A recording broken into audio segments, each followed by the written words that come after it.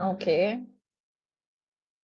So fear of plagiarism. 1 point taken. What else?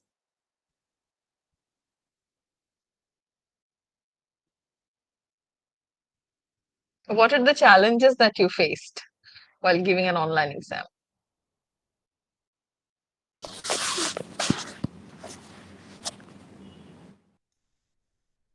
Stila, are you trying to say something? No, ma'am. Ma'am আমি হচ্ছে এই পরীক্ষায় মানে face করি নাই, বাট আমার Time ট্রিপল management. ওয়ানের, হ্যাঁ ট্রিপল ওয়ানের পরীক্ষায় হচ্ছে আমি জুম লিংক দিছে ম্যাম, তো ওটা হচ্ছে আমার পিসি থেকে আমি হচ্ছে কানেক্টেড হইতে পারতেছিলাম না, মানে ভিডিও অন হচ্ছিল না প্রথম 10 থেকে 15 মিনিট, ওইটার জন্য নষ্ট হয়েছে। পরে ম্যাম হচ্ছে বাড়াই দিছিল, এই প্রবলেম গুলো আর কি ফেস করছি। যেমন ডিভাইসের মানে পরীক্ষার ওই টাইমে যদি বাই এনি চান্স ডিভাইসের প্রবলেম হয়, সেটা একটা প্রবলেম। আর প্লাস হচ্ছে যে লিংক দিচ্ছে ওইটা যদি লিংকটা ভালো মতো কাজে না করে, প্লাস হচ্ছে ক্যামেরা মানে ভিডিও অন না হয়। পরে আমি ফোন থেকে আর কি পরীক্ষা দিছি, ফোন থেকে কানেক্টেড ছিলাম, বাট মানে পিসি থেকে প্রবলেম করছে। Yes, ma'am. Technical issues are really like they really hamper the exam and it takes your mind off of the actual exam. Okay. That's why you also have some extra time, like if it was an in-person exam, then it would probably be of 80 minutes. So you get 40 minutes to answer a 10-mark question. So 40, 40, 80. But here you got 1 hour, 30 minutes, and then you had 10 minutes only for submission. Whereas you don't even need 1 minute for submission if you have, a smooth device and everything. And then, of course, you have to be mindful about keeping a backup. So having a PC, uh, access to PC, laptop, and of course, keeping mobile as a backup. But yeah, this is, it's not exceptional. It in fact would be exceptional if you did not face any problem, since it was a sudden shift to online. And because of this also you had some changes in the question pattern, and also the style of questions. So yeah, these are some things that you need to deal with. And for the first issue that Nikita mentioned about plagiarism, so Turnitin is equipped with detecting from where you have. I mean, if you have exactly copy pasted, then Turnitin is going to show that. However, there are some things. For example, the three unities, or say for example the characteristics of tragic hero. Now you are supposed to write the points from somewhere. I mean, you're not supposed to make those points up. So Turnitin will show plagiarized when you have exactly copy pasted it from somewhere. But if the points are there, and by reading the languages, of course, since we always keep on checking scripts, so when we read the languages, we can understand if the student has written it by himself or herself, or has it been copied. So we just do not, rely on Turnitin. So Turnitin is there just to catch the ABCs, and then from D to Z, that's the faculty's job. So, like in Turnitin, we also have an option where we can set the rubrics and your script will be automatically marked. But we don't do that because, we do not rely fully on Turnitin, of course. It's just, you can consider Turnitin as, just to detect the primary copy pasting, or if the text is AI generated. And then, say, for example, there is safe ground for plagiarism as well. Say, for example, if you're giving a quotation. So if you're giving a quotation, and then even in Turnitin, so in Turnitin, there are two options. One is the student will be able to see how much or what percentage of similarity report is there. And the other option is the student won't be able to see, only the faculty will. So for you, I opened that option. You could see what percent of similarity is there in your script, just for your understanding. So you will see, if you've gone through that, you'll see that there is another bar which says, if it is under 20%, then the bar will be green. So 20% plagiarism is, acceptable. It's not going to fall under plagiarism unless and until you have copy pasted exactly from somewhere. So say, for example, the points, like mimesis, you're not supposed to make up a word mimesis, or you're not supposed to make up a definition. So, below 20%, that is acceptable in plagiarism, because that is, you are taking the ideas from somewhere. So that is, of course, needed. But then when it crosses 20%, it goes to a yellow zone, and then you have orange zone, and then you have red zone. So if it is, say, I think if it is around 70% plus, then it goes to a red zone. So you can guess if your content, or if your answer is AI generated, or it is plagiarized. And if the Turnitin shows it is 70% plagiarized, and if we read it, we can clearly understand that it has been copied. So in that case, what happens? You are left with just 30%. That is, if you give a 10-mark question, only 3 you have answered maybe by yourself, or you're going to get mark for out of 3 only, not out of 10. So you're losing, straight mark over there. But then again, since some plagiarism is accepted, so it might happen that instead of 3, you're being marked on 4, but you're losing 6. So that is how the marking is done. So So just know that we do not rely completely on Turnitin, and you do not have to worry about that when we read the script.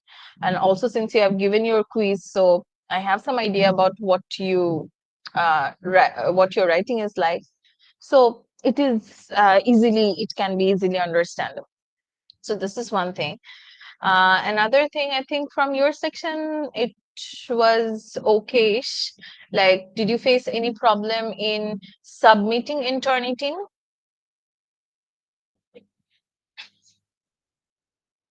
No, ma'am. Yeah, so good. So yeah, I think from your section, there were not major issues in terms of submission. So for this course, just remember that when you have to submit something, the first submission must be Turnitin. So before your time, say, as I told you, you're supposed to get 40 minutes for each question, but you got more than that. So you got 1 hour, 30 minutes to write, and then you had 10 minutes only for submission. So it is always advised that you do not wait till the last minute to submit your paper. You maybe, you start submission at least keeping 5 minutes in hand. So in case of any technical issue, if you fail to submit in Turnitin, go for Google Classroom. So Google Classroom is your backup. Hmm. So in this case, you see, if you fail to submit in Google Classroom, I said that that is also fine if you have already submitted in Turnitin, so you do not have to worry much about it. And if for any reason any of this does not work, then the last option is mail. So when you submit in mail, technically, when I check the script, at first I check the scripts from Turnitin. If any script is missing, then I go to Google Classroom, then I check that script. If there is no script, I mean, if a script is missing in both the platforms, then the last platform is mail. So when you submit in mail, it is clearly indicated that maybe your account had some technical problem which you were supposed to solve before the exam starts, but you failed. Or the second one is this, that you did not submit on time, because Turnitin and Google Classroom, they both will close down and will not accept any submission after the time. So I mean, especially when any answer script comes in mail. So if there is no valid reason, and if it is a late submission, then you're penalized for that as well.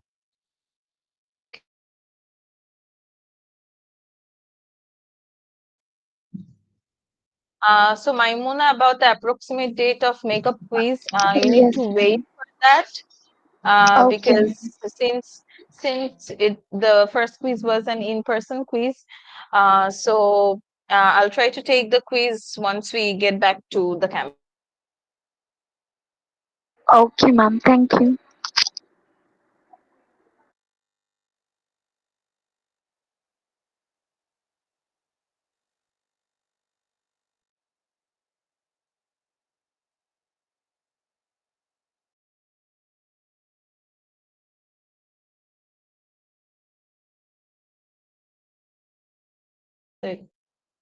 Okay.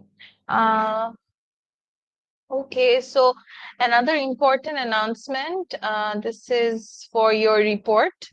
You know, your report submission is on the 15th, right? So that is on Wednesday, coming Wednesday. So let me just share the screen to show you. See, I've opened the Turnitin assignment for your report submission. Here you have the assignment, the report on theatrical performance. Since the announcement was given 1 month back, so I hope you have already started working on your report. If not, you just have 1 day in hand, so start writing. So for this report submission also, the instruction is same. The first submission must be on Turnitin. You also have this report, and all the instructions for the report has been uploaded in Google Classroom. So let me show it to you in Google Classroom.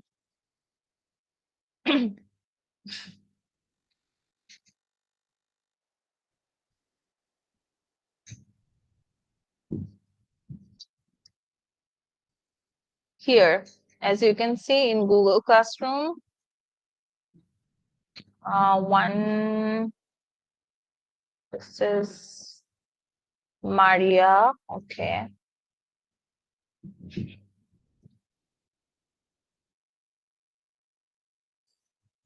So in Google Classroom, in this file, you have all the instructions that you need for the report. So just go through that in those instructions when you're writing the report, and same instruction that at first submit it in Turnitin and then submit it in Google Classroom. So once again, the deadline is on 15th. So by the night of 15th, that is exactly at 11:59 p.m., the submission will close both in Turnitin and in Google Classroom. Okay, so just keep that in mind and do not forget to submit your report. Any Ma'am, questions? Yeah, yeah, ma'am. Marisha. About the Turnitin, so I emailed you yesterday and I got my account fixed. So, but I am out of any of the classes that I had enrolled into. So, how can I enroll into this again? Yeah, I gave you the announcement where you have the class ID and Yes, ma'am. the I have tried you. it, but it's not Yeah, working. It says that like I entered it, but it's not working. it's not supposed to be like that. I kept it open. It's going to Oh, work. okay, ma'am. I'll Just try check it once again. again. Yes. Okay. So having said that, I think we are good to start our next text. And our next text is The Way of the World. So can I see a show of hands? How many of you have bought the book? You can just raise your hands.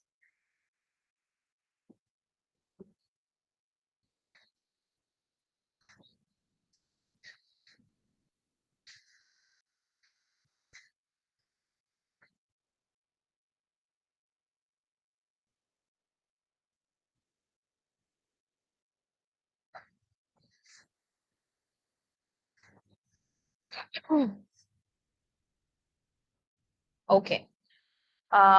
Good. So finally, we are doing comedy. So far, we have done 2 plays. The first one was Oedipus from ancient Greek. The second one was from which period? Renaissance. Good, from Renaissance. Moving on to Restoration. Okay. So we will start restoration, and for for today's class, we will start with the history, a little bit of history about the period. What was the period like? What were the characteristics? What were the people like? And then we will start with an introduction to the play, The Way of the World. Okay. So for restoration, the first thing to know is about the time frame. Any guesses? When does the restoration era begin? You don't have to guess. Google and tell me. When does the restoration era begin?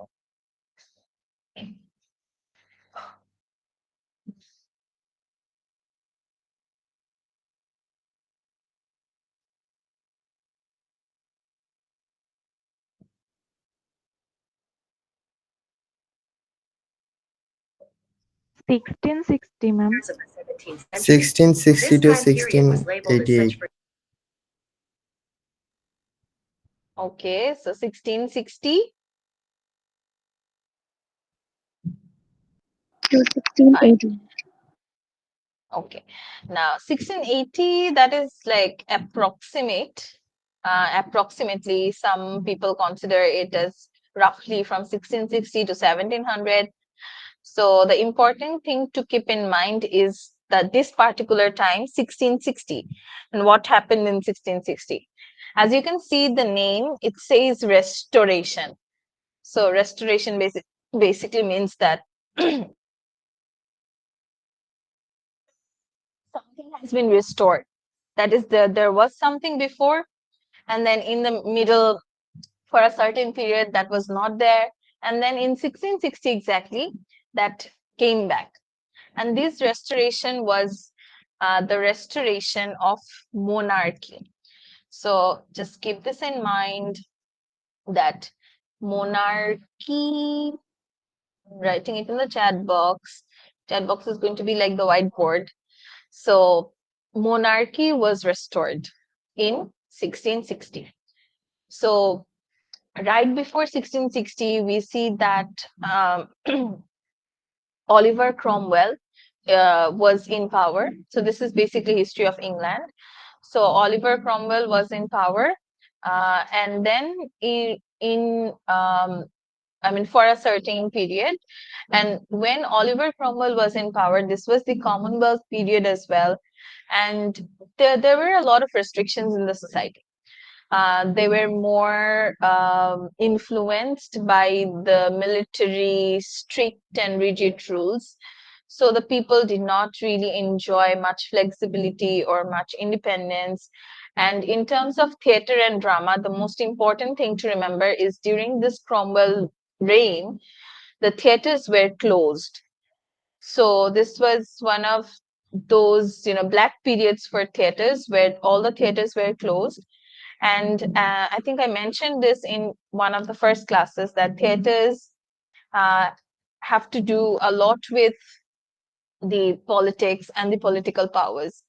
So back in that particular time, there were instances of Cold War.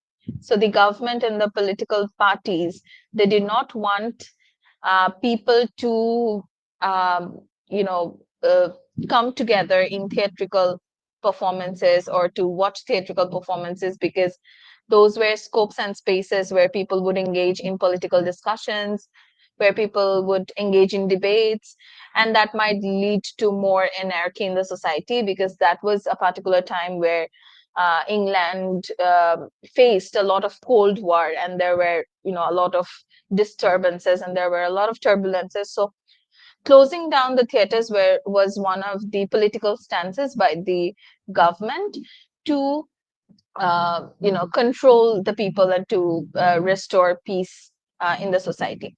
But of course, you can understand that this brought down a drastic change in the lives of the playwright in the audience class as well, because say for example for 50 years or 60 years people were not being able to go to the theaters. So right in 1660, as I mentioned, a very significant period in 1660 when monarchy was restored, that is Charles II came back to power. So right in that time, one of the first things that this government did was they opened the theaters. So when they opened the theaters, you can guess that for such a long time, playwrights were not writing. So now new playwrights emerged. There was a drastic change in their style of writing. There was a drastic change in their themes that they were addressing. There was also a change in the um, group of people who were in the audience. So not only the performers also changed because new performers grew, new performers started to perform, and then the audience changed, so the society as well as the themes, the playwrights, everything changed after a long period. So you can see from here, values had changed since Shakespeare's days.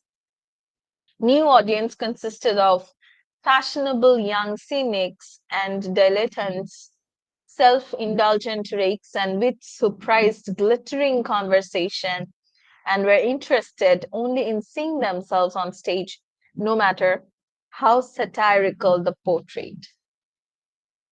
So another very important term to remember from this era is satire.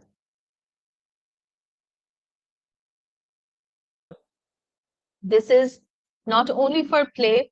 When you read restoration poems, um, restoration essays as well, you will see that satire is a very common theme.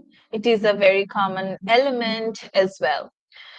So satire can be used as an element. Satire itself is a genre. What is the meaning of satire? Are you familiar with the word satire?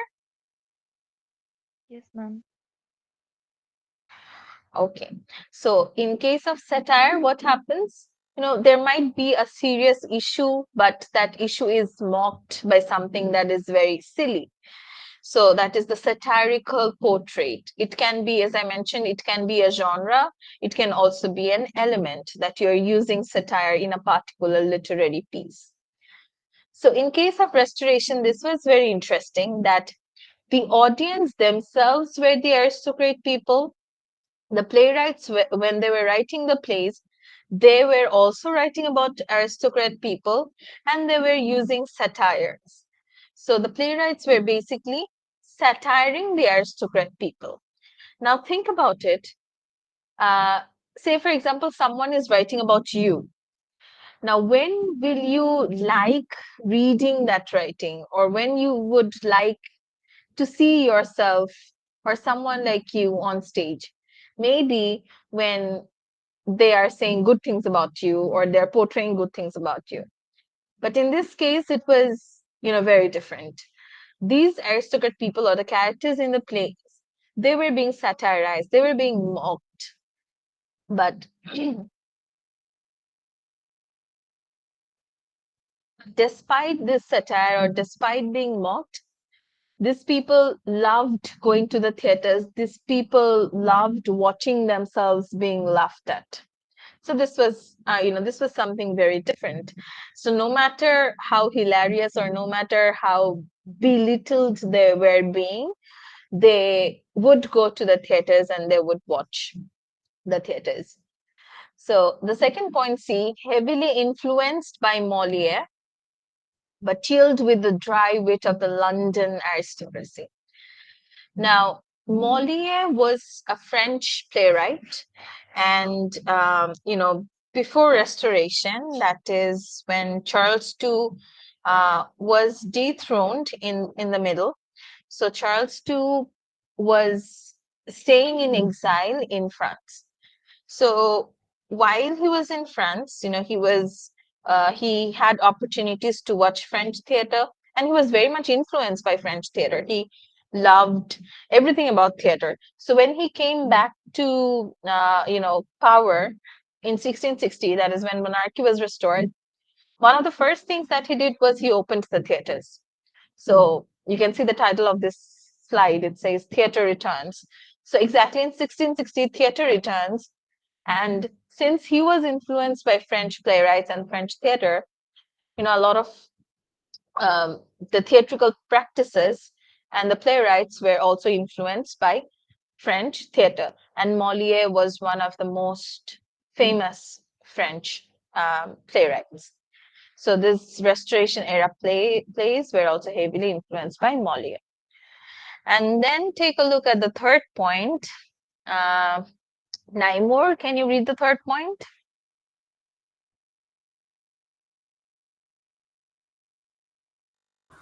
Yes, ma'am.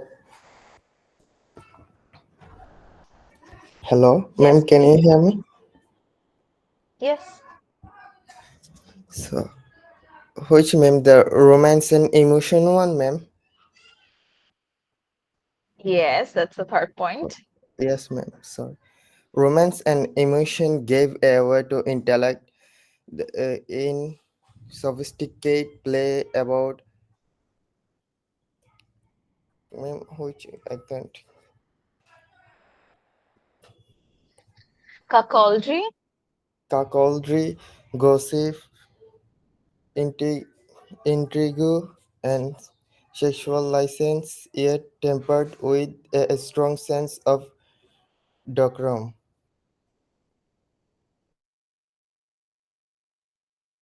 Okay, thank you. So you can guess from here that we will find few interesting themes in Restoration theaters, which would be romance, which would be love, themes of marriage and everything. The dialogues, they will eventually seem to be sophisticated because, as I mentioned, um, aristocrat people and people of high ranks, they were the characters in this place. So their vocabulary is sophisticated. But what they deal with or their activities, they are very silly activities. They're not talking about serious stuff. They're not involved in serious engagements. Rather, it's all about rumors. It's about multiple affairs. It's about gossips. It's about a sexual license. So there is wit at one end, and again there are all these follies. There are all these loose ends at the other end of this Restoration theater. Moving on, see, this is the genre for this particular play.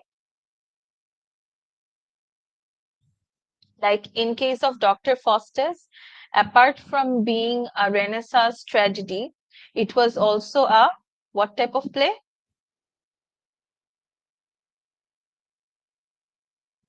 Morality play. Morality play.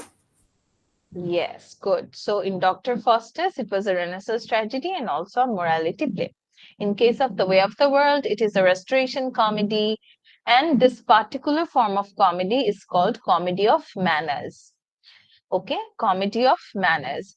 And you can guess from the title that it's going to mock or it's going to portray the comical, silly manners and the gaps and the follies, loopholes of the people of this Restoration era.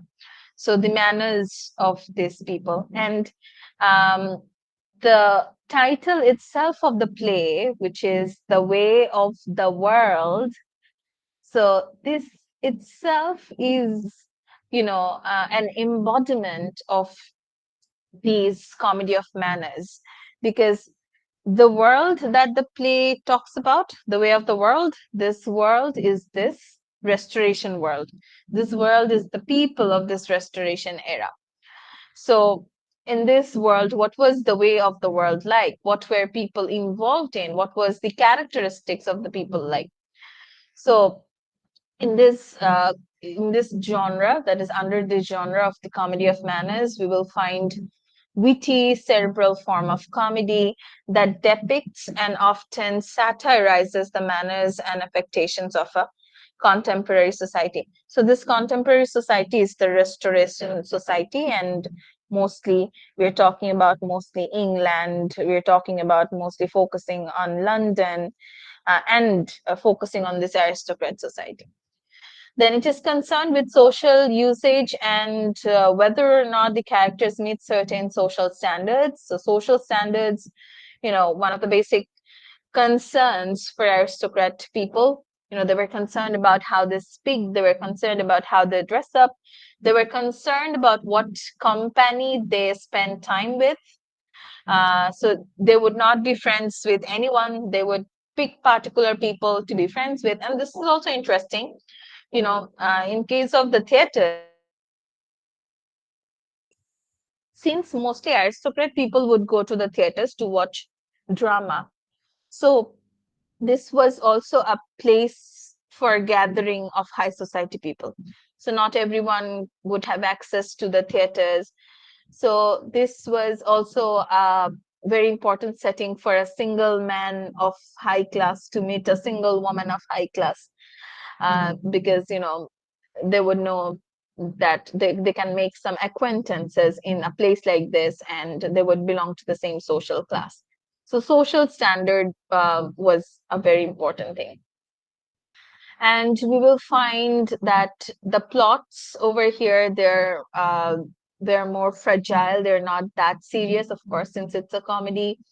The dialogues are witty, as at the same time they're also pithy, and there is this pungent commentary, sometimes sarcastic, satirical as well, on human foibles. So foibles mean, weakness, or the failings of characters. So the weakness of the characters, they're also portrayed in this comedy of manners. Moving on, see, focuses on the fashions and foibles of the upper class. So the fashion sense and what they are concerned with. They're concerned with gossips, they're concerned with adultery, sexual escapades, poke fun at the social conventions and norms of the time, and satirize the preoccupation of the upper class. So, in the play, we will see so many characters, but we will not see any character having a so-called, job, or they're going to work. They're concerned with education, nothing like that. All they're concerned with is, affairs, and not only one affair, multiple affairs. And then they're concerned with money, so they're running after money. They're concerned about how they look. They're concerned about how they, present themselves in front of others. Language consists of witty exchanges and sexually suggestive references. And this is something very common in terms of comedy. In terms of comedy, you will have sexually suggestive words, sexually suggestive phrases, just to generate laughter among the audience. Influenced by Moliere, we already talked about it. And the last point is dominant subjects and themes. So we will see that it is a little repetitive in terms of comedy of manners, the dominant subjects that we see. We will find the same themes in The Way of the World. So since Way of the World um, is considered to be a comedy of manners, you'll find the same things in Way of the World as well. Okay. So read this last point. Who can read it? Fatiha? Yes, ma'am. Yes, Fatiha, read this last point, dominant subjects and themes. Dominant subjects and themes: lust, greed, materialistic nature of people, gossip and rumors, hypocritical nature and false pretensions, marriage, love, adultery, fortune hunting, etc. Okay, so thank you. So keep this in mind, and these dominant subjects and themes, once you locate these things in the play, that is also going to justify the title of the play, The Way of the World. So you can understand that the way of the world that William Congreve will talk about, this world is full of lust, full of greed, full of materialistic nature of people. They're hypocritical, they're false, they have false pretensions. Especially, we will see that there are people who are friends or who appear to be friends, but at the same time, these are the people who are causing harms, who are plotting, who are spreading rumors. And then you will see the subject of marriage, which is very interesting over here, because what you're supposed to marry out of love. You love someone and you want to marry that person. But this is not what happens over here. Over here, we see that marriage is more like an institution. So you marry because you have some other reason. So some other reasons might include, say, because you want to climb the social ladder. Maybe you want to go to a better position in the society. Maybe you want money. So this is what happens. We will see that there are characters who get married because they just want money from the other person. But at the same time, this person is maybe in love with another person, but they decides on getting married to each other. So when this happens, simultaneously, you also have the notion of extramarital affairs. You have multiple affairs, multiple relationships, adultery, and fortune hunting that comes alongside. So you're running after money. And again, this is interesting. They do not. I mean, if you're running after money, go and get a job and work hard. But this is not what happens over here. They're just going to find the easiest way to become rich, the easiest way to become more aristocrat and rise the social ladder. So this is what exactly happens over here. They keep on running after fortune. I mean, they're basically fortune hunting. Okay, so these are the things that we are going to find in the way of the world as well. So let's go through the characteristics. In point, these are the characteristics. It's more like a repetition of what we have said so far. So these are the characteristics of comedy of manners. See, witty dialogues. So William Congreve, uh, though he's writing a comedy, he is very witty, and that is what helps to generate laughter among the audience. Sophisticated vocabulary, as I said, associated with the aristocrat group.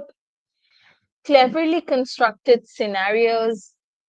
And in this play also, we will see that there is one plot, the major plot, and then there are multiple subplots. So, but at the end of the play, all this plot needs to come together to, generate an entire story. So all these subplots are very cleverly constructed. Rapid twists in events. Suddenly something that you did not really think about would suddenly appear. Miscommunications, mostly miscommunications among characters, typically set in the world of the upper class, as we have already mentioned, that the characters are also from the aristocrat class, and the audience, the target audience, is also aristocrat class. So they're basically seeing themselves being portrayed, they're seeing themselves being mocked at and laughed on stage. Ridicules the pretensions of those who consider themselves socially superior, deflating them with satire. Comments on the standards and modes of society and explores relationships between the sexes. Marriage is a frequent subject in this play as well. We will get to know about so many marriages. And in fact, when the play opens, the two central characters, they are planning to get married, and whatever happens in the play is surrounded around their marriage. So now these two people want to get married, but they're not getting an approval. So they keep on going for one plot, from one plot to plotting another plot, and one is connected to another. This happens, that happens, everything is just surrounded around one marriage that is about to take place at the end of the play. And the last point, this is important for comedy in general. This is little depth of characterization.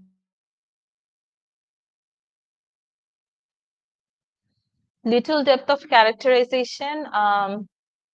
If you think about tragedies and if you think about tragic hero and the characters that we have in tragedy, um, when we talked about tragedy and tragic, the characters of tragedy, um, we saw that in case of tragedy, the characters need to be analyzed very deeply, and the playwright also gives us the depth of that character because that is very integral to tragedy. Because unless and until you know everything about that character or you know what the character is really like, you cannot resonate with that character. We cannot resonate with that character. And when we cannot resonate with the character, when we cannot feel for that character, then we won't feel catharsis at the end. To feel bad about someone's, downfall, you need to know that person well, right? So having depth of characterization is very important in case of tragedy. Even if you think about Dr. Faustus, see in Dr. Faustus, uh, Mephistopheles, say for example, Mephistopheles or Dr. Faustus, we do feel sympathy for them. We do feel bad for them. But think about Robin the Clown.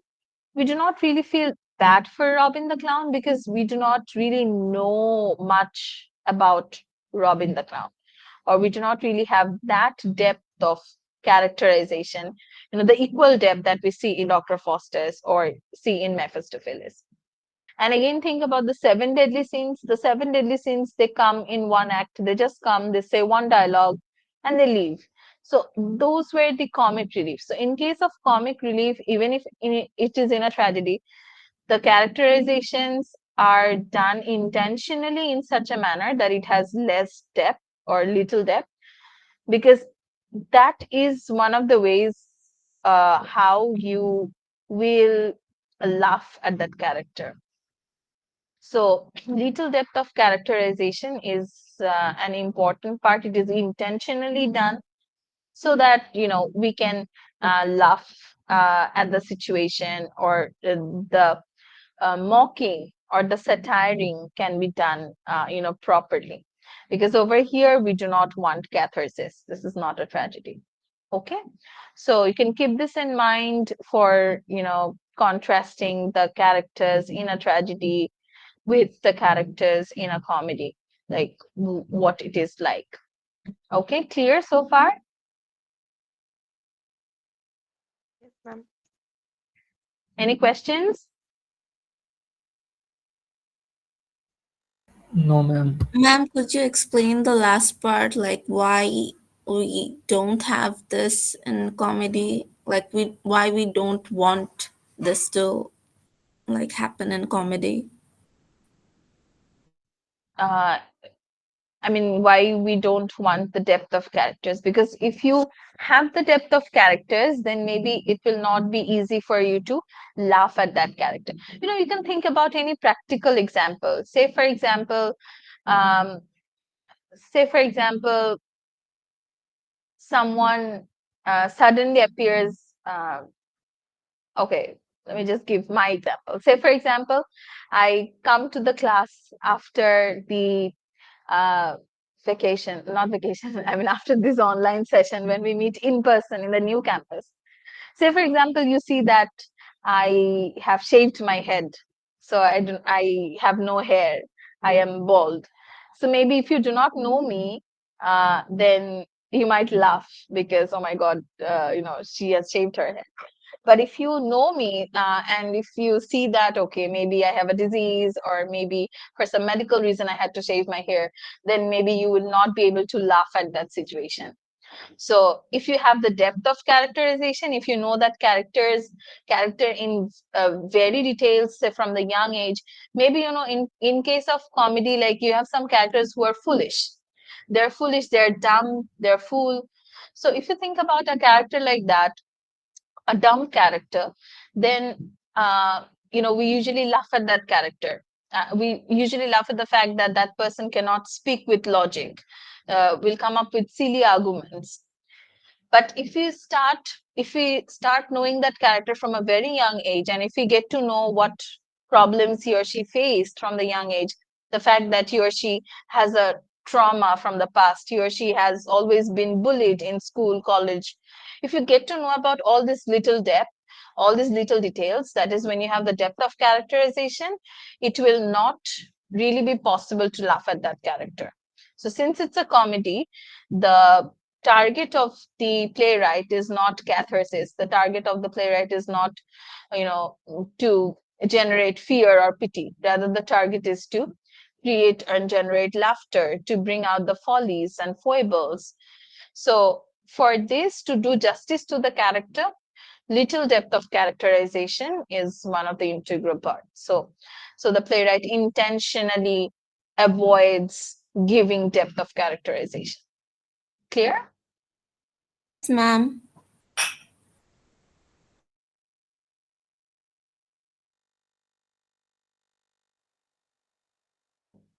Okay, so moving on, see, these are some of the details that you need to know about the play. So the year is 1700. The genre is restoration comedy and comedy of manners, written by William Congreve. Plays premiered, that is the first performance, is Lincoln's Inn Fields. Setting. So the setting of The Way of the World is a very important question from this play as well. Since you have seen that you got application-based, subjective, open-ended question in your midterm, I think you had one of the questions which asked or which dealt with setting as well, the third question maybe.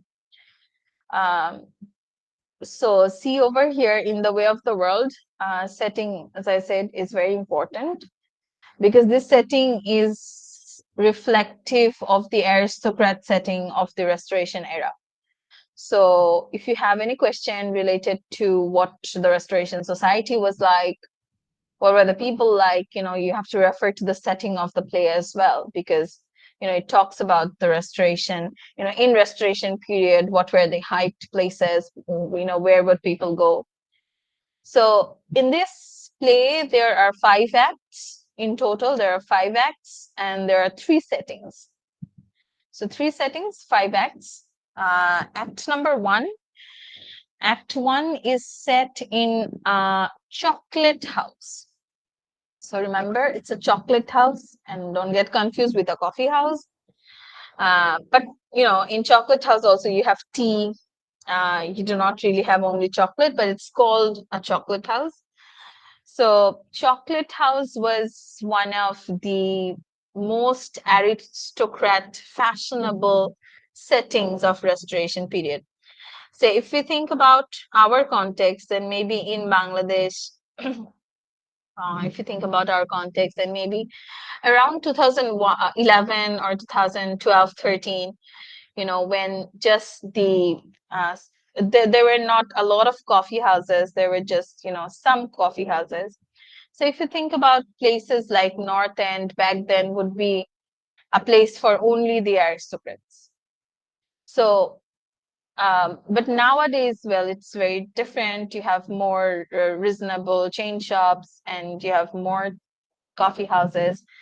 So in this act, the chocolate house which we see is, one of those very places where only the aristocrat, especially young men, would go, would hang out, would play cards, would have tea, would gossip, and do things like that.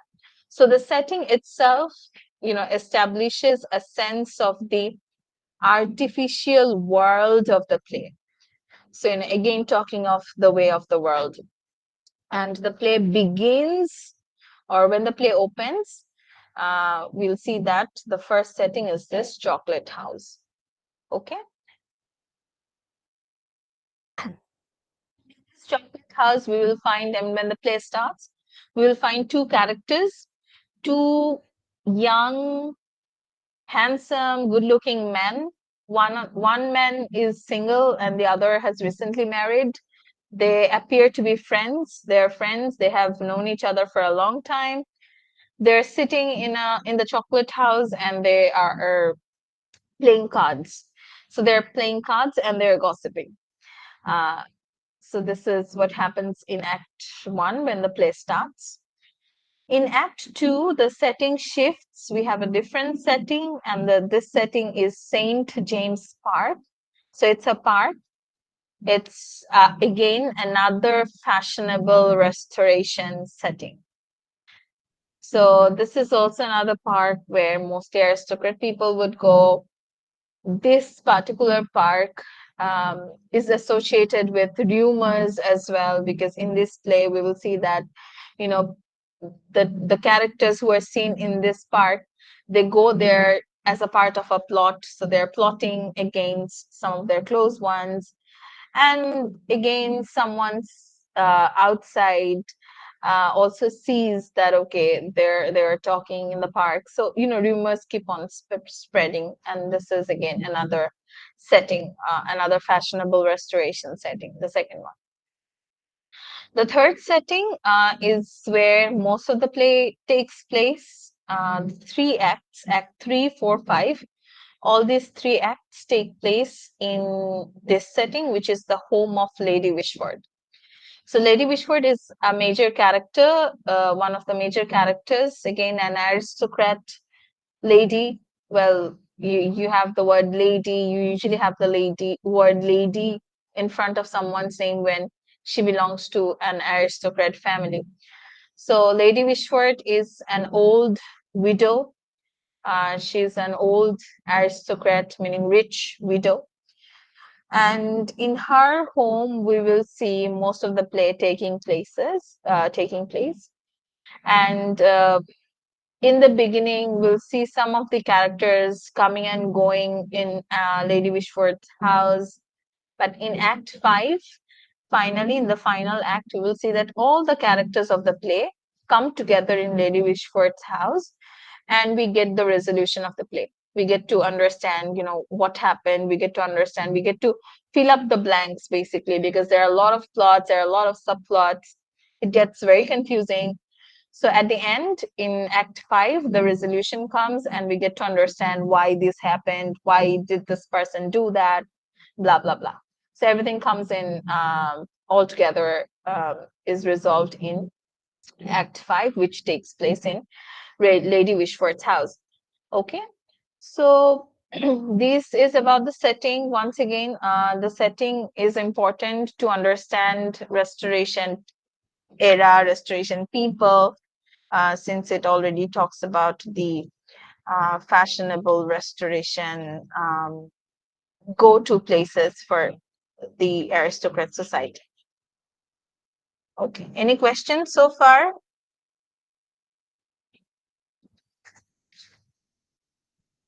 All good? Yes, ma'am. Yes, ma'am. Yes, ma'am. So then we are moving on.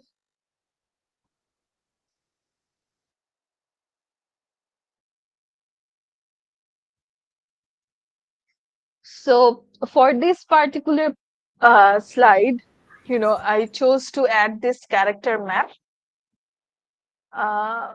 because we will talk about the characters. At the same time, we will talk a little about the plots, who is related to whom, what happens and what not happens. To loosely understand what happens, you can take a look at the arrows, take a look at the lines. The blue lines, they are basically reflective of the blood relations or the relationship between the characters. You can see mother, aunt, married, half brother, aunt. So these are the blue ones. The red ones are reflective of relationships, basically love interest or love affairs, where you have one-sided arrow You can understand that it's a one-sided love where you have two-sided arrow.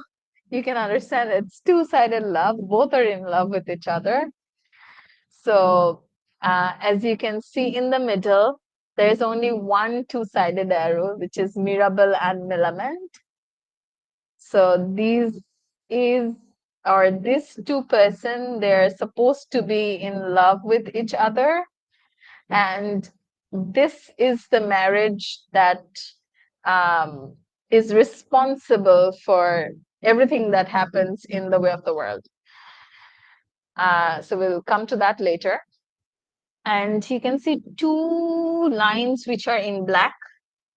Oh, well, I did not draw this map, so just a disclaimer, because these two black arrows seem very racist, because they are reflective of servant relationships. So you can see Foible is the servant of Lady Wishfort, and Waitwell is the servant of Mirabel. Well, the line though broke because of Fainall, but that's not the case. Mirabel's servant is directly Waitwell. So yeah, these are just to keep in mind as I will share a little bit about the plot with you today.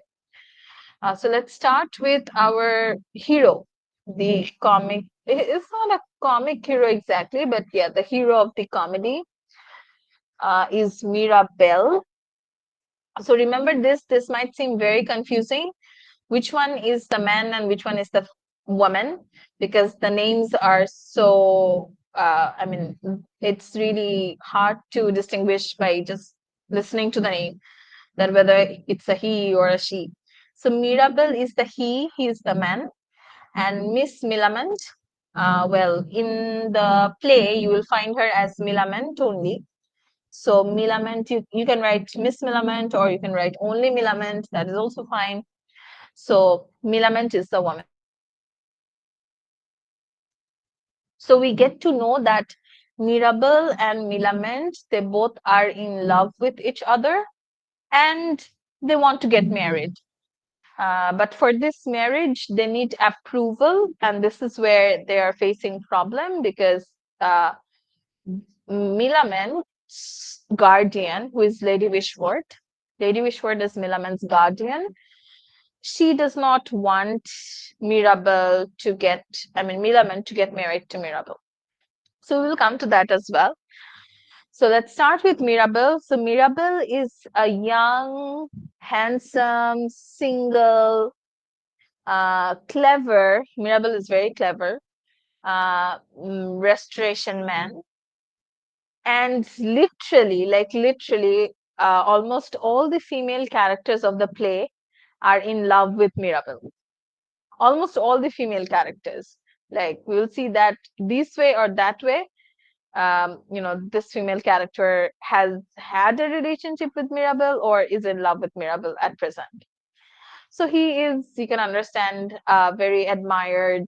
He is uh, a man that every woman dreams of. But at the same time, we see that Mirabel is a womanizer. So he loves having affairs. He has had multiple affairs so far, and he never really was serious about anyone. He never really wanted to get married to anyone. But finally, after meeting Millamant and after having a relationship with Millamant, this is the time where he decides that he wants to marry Millamant. So, on the other hand, Miss Millamant is again a very young, beautiful lady of Restoration Society, high society.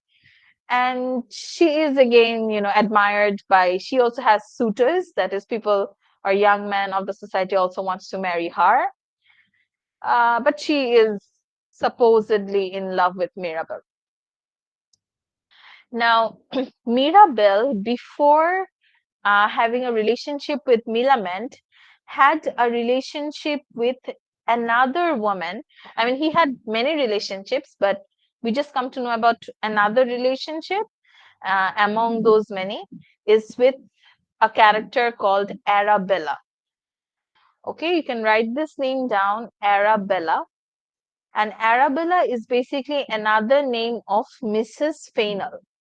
So right under Mirabel, you can see Mrs. Fainall. Yes. So Mrs. Fainall's name became Mrs. Fainall after she got married to Mr. Fainall, that is Fainall. But before getting married to Mr. Fainall, uh, we we see that Mrs. Fainall, I mean, her original name is Arabella, and this is when she had a relationship with Mirabel. Okay, so Mirabel had an affair with Arabella. But another thing to remember, when they were having this affair, that is Mirabel and Arabella, Arabella was a widow back then. That is, Arabella had another husband before having a relationship with Mirabel. That husband died. That husband was also rich. So after the death of that husband, Arabella got all the money of that husband. So Arabella was a rich widow, and that is when Arabella was having an affair with Mirabel. So now think about Mirabel. Mirabel is this young, handsome, single man. He's having an affair with a rich widow, but of course, he does not want to marry a widow. So at one stage, Mirabel fears that if he continues this affair, then it might happen that Arabella will become pregnant and it will be scandalous for Mirabel, or he will have to eventually marry Arabella. So, just out of that fear that he would have to take responsibility of a widow, he sets up the marriage of Arabella with Fainall. So, the character Fainall is a friend of Mirabel, and Fainall was also a young, single, handsome man. So Fainall was Mirabel's friend. They were friends. Mirabel was dating Arabella, and Mirabel tells Arabella, and Mirabel also tells Fainall to get married to each other. So what Mirabel tells Fainall is this, that Arabella is good looking, Arabella is rich, though she's a widow, but if you marry her, then you can become rich. So basically, Fainall marries Arabella or Mrs. Fainall for money. Okay, so he marries Mrs. Fainall for money, and Mirabel sets up the marriage because he wants to get rid of Mrs. Fainall or Arabella. Clear? Yes, ma'am. Okay, good. So when the play opens, that is in the chocolate house, as I mentioned, we will see two characters, two friends. These are basically Mirabel and Fainall. They are sitting in the chocolate house. They are gossiping. They're playing cards, and they're talking about basically the one of the events that happens. So they're talking about that. So we can understand that Mirabel and Fainall, they're friends, but uh, as I mentioned, the notion of friendship is over here is also important. So are they friends for real? If they were real friends, then would Mirabel, really want Fainall to get married to Arabella? So that is another question. So another thing, another relationship is this, that Arabella or Mrs. Fainall is the cousin of Millamant.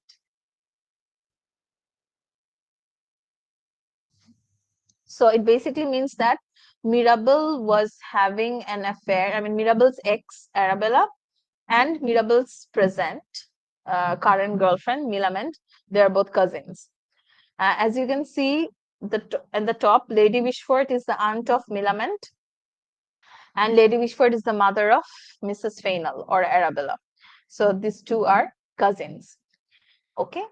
Now Millamant, so back in that time, that is back in Restoration era, the women would not have uh, the right to their fortune unless and until they become an adult and they are married off. So Millamant did not have any parents at the time when the play opened, so we do not have much idea about her parents.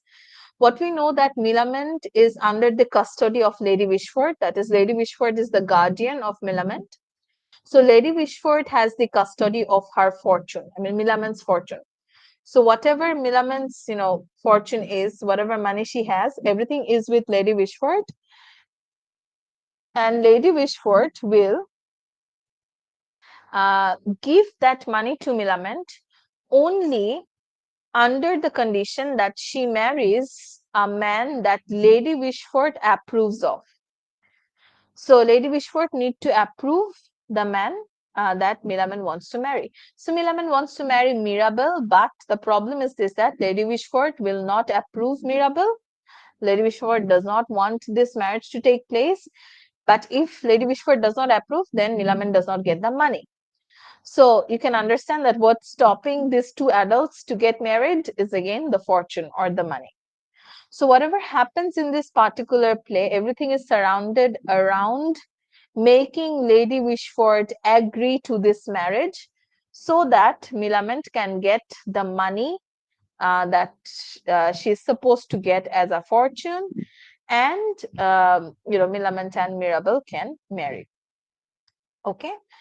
So apart from that, you have another character, right? On the right side of Fainal, you can see the arrow goes from Fainal. A red arrow goes to Miss Marwood. So Fainal, as I said, married Mrs. Fainal or Arabella because of money, but Fainal was in love with Miss Marwood. So Miss Marwood is another character. Fainal's arrow goes to Miss Marwood, but Miss Marwood's arrow goes to whom?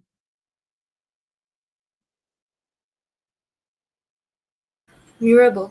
Mirabel. Good. So Mirabel. So as I told you that almost all the female characters of this play are in love with Mirabel. So Fainal thinks that he's going to marry Mrs. Arabella and he's going to take the money from Mrs. Arabella and then run away with Miss Marwood and then marry Miss Marwood.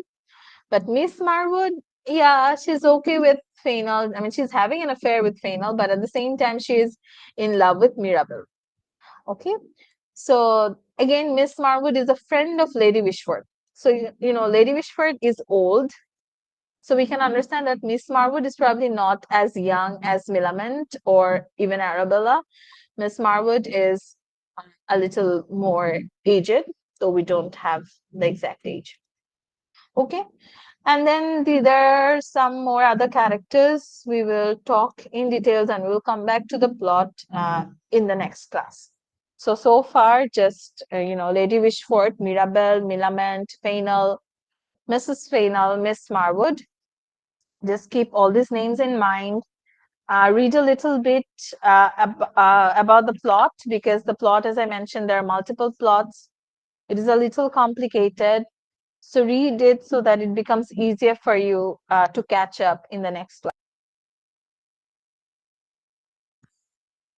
Okay. So now I'm taking the attendance. Imdad Hussain.